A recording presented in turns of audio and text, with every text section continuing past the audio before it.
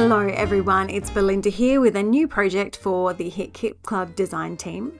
Today I am working with our October 2025 kits to create a really colourful 12 by 12 layout with a strong focus on, you guessed it, texture and clean design.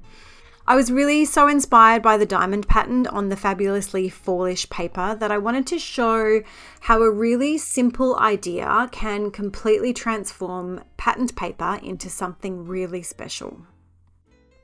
So you've seen me start off with my white cardstock background, as I always do with my projects these days. I have cut it down smaller than I typically would for most of my layouts though. I've cut this one down, the white cardstock down to 10.5 inches square. And there was a really specific reason for that. I had laid out these diamonds across my page because I wanted to get an idea of exactly how wide they would spread, which is the reason why I have chosen a 10.5 inch white cardstock background. So I've cut the patterned paper border about 2 inches thick, but when I placed the white cardstock straight down onto that pattern paper, it just didn't really work for me. So I went and had a look through the 12 by 12 papers and selected another one, which is this really pretty blue chevron-y stripe. And I want to first of all mat my white cardstock onto, it's about 1/4 inch border onto this blue patterned paper, and then I will mat that whole lot down onto the polka dot paper. So my working space for my layout is reduced on this particular project compared to what I would usually work in, but I really do like the way that it turned out, and it still stays true to the aesthetic that I really love of having that really nice, bright, clean white background. I like to use my wet adhesive when I am adhering things down like this because it just gives me a little bit of wiggle room. I eyeball these things, and so using the wet adhesive just allows me to shift things around a little bit if I need to. Once I have placed that wet adhesive down, I'm going to take the whole lot over to my sewing machine and just add a stitched border around the inside of the white cardstock background, and I've just used a pink thread there that coordinates really nicely with some of the paler pink polka dots in that pattern paper, and just turning it around to quickly show you how I finish off the back of these pages. I like to add, this is just some painter's tape that I pick up from Bunnings, which is a hardware store in Australia, and I like to add some painter's tape across the open edge. That means that when I go to slip these into pockets in my albums, nothing's going to snag or get caught or rip or tear. So that's just my little trick for finishing off the back of each of my layouts. Before I lay my diamond pieces down, I do want to prepare my photo so that I've got a rough idea of where the photo is going to go, because some of these diamonds weren't complete. So some of them have got a corner cut off, and I'm going to have to be a little bit strategic in where I place those and make sure that they sit behind the photo. So having the photo prepared allows me to just check that as I'm working. Now, I am absolutely happy to admit that balancing colors when there are this many different colors and this many different patterns happening is not something that I'm particularly good at. So I've grabbed another sheet of this Fabulously Fallish patterned paper, and I'm using that as a guide. So to begin with, I am actually just copying the placement of color against color.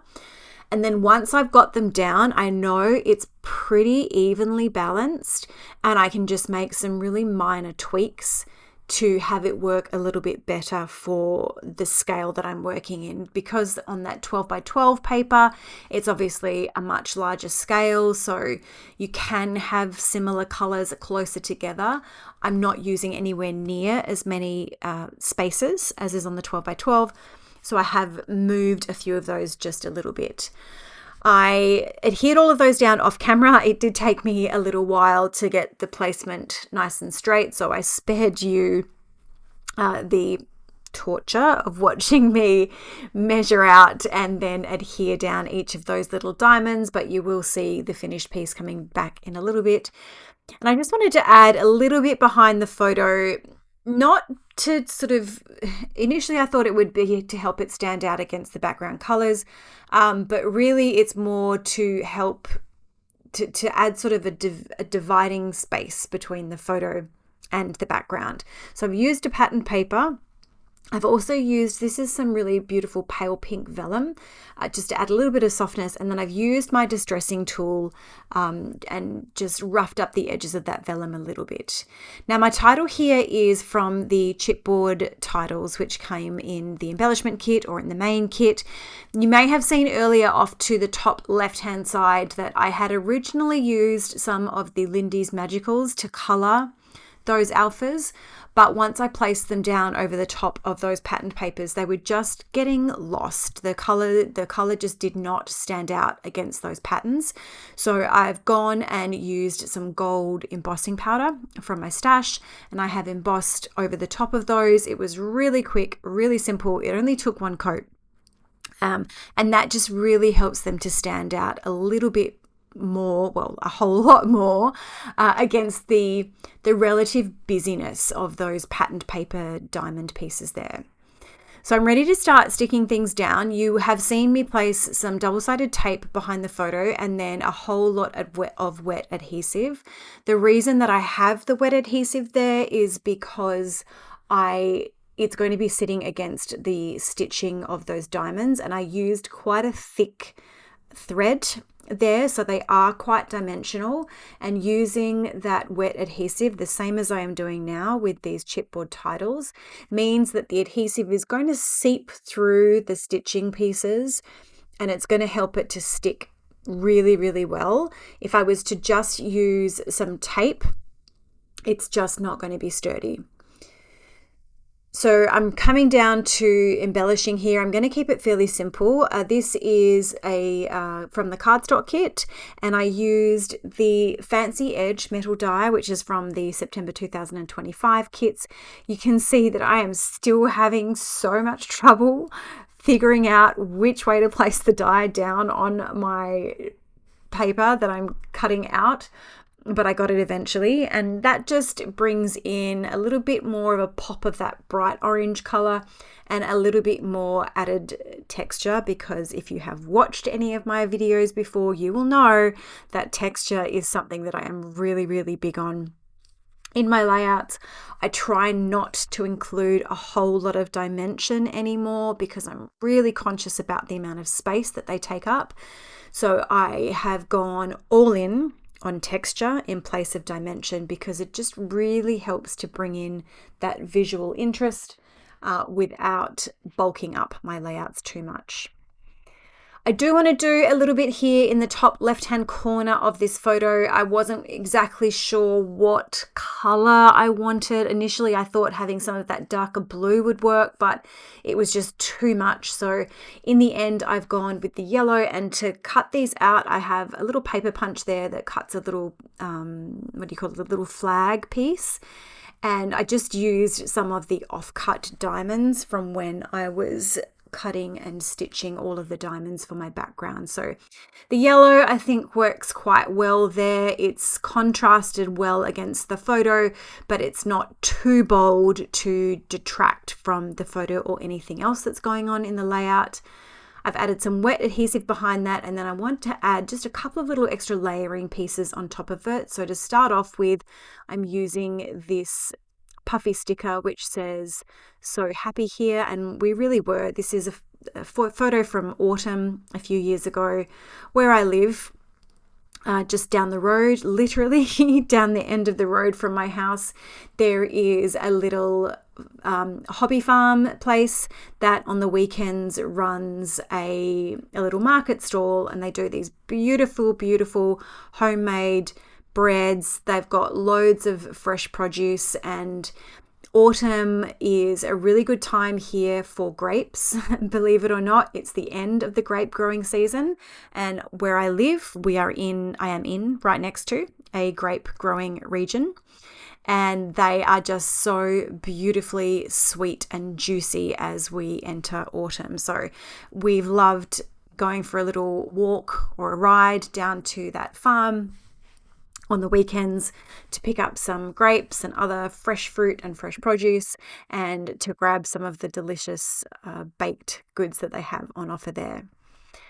I am keeping the design really, really simple for this layout because I don't want anything to overshadow the work that I have done to stitch those diamonds, but I also want to keep it interesting and fun. So to bring in that interesting and fun, I thought I would create a little bit of a hang tag element. This is something that I've done a few times with a few different layouts, but honestly, I haven't done it for a while.